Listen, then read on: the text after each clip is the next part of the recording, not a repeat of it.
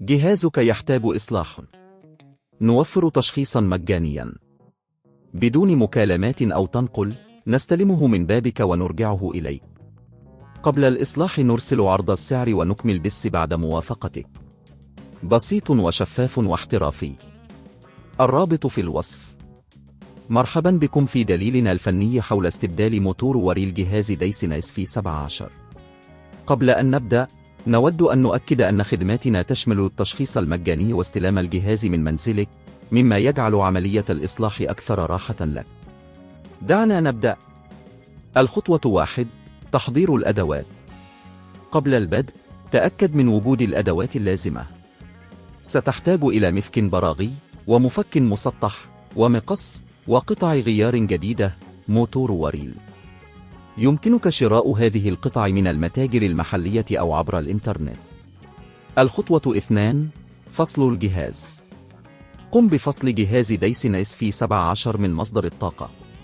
تأكد من أن الجهاز غير موصول بالكهرباء لتجنب أي خطر. الخطوة 3: فتح الجهاز. استخدم المفك لفك البراغي الموجودة على غلاف الجهاز. قم بإزالة الغلاف بحذر، وتأكد من عدم إتلاف أي من الأجزاء الداخلية. الخطوة 4: إزالة الموتور القديم. بعد فتح الجهاز، ستجد الموتور في وضعه. حدد مواقع البراغي التي تثبت الموتور في مكانه، واستخدم المفك لفكها. بعد ذلك، قم بسحب الموتور بلطف. إذا كان هناك أي أسلاك متصلة، تأكد من فصلها بحذر. الخطوة 5: تثبيت الموتور الجديد. الآن، قم بإحضار الموتور الجديد وابدأ بتوصيل الأسلاك كما كانت في السابق.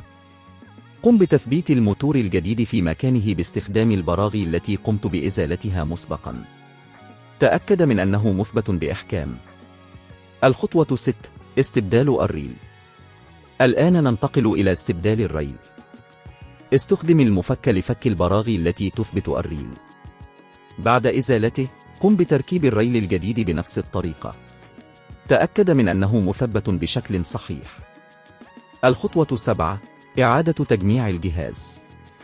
بعد الانتهاء من استبدال الموتور والريل، قم بإعادة تجميع غلاف الجهاز باستخدام البراغي التي قمت بإزالتها. تأكد من أن كل شيء في مكانه. الخطوة 8: اختبار الجهاز. قم بتوصيل الجهاز مرة أخرى بمصدر الطاقة، وتأكد من تشغيله بشكل سليم. إذا كان يعمل بشكل جيد، فقد أنجزت المهمة بنجاح.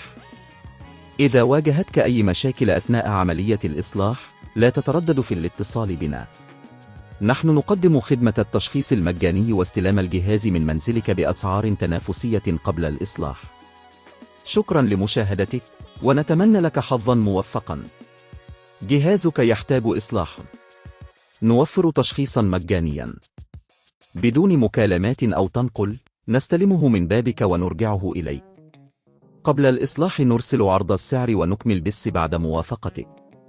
بسيط وشفاف واحترافي. الرابط في الوصف.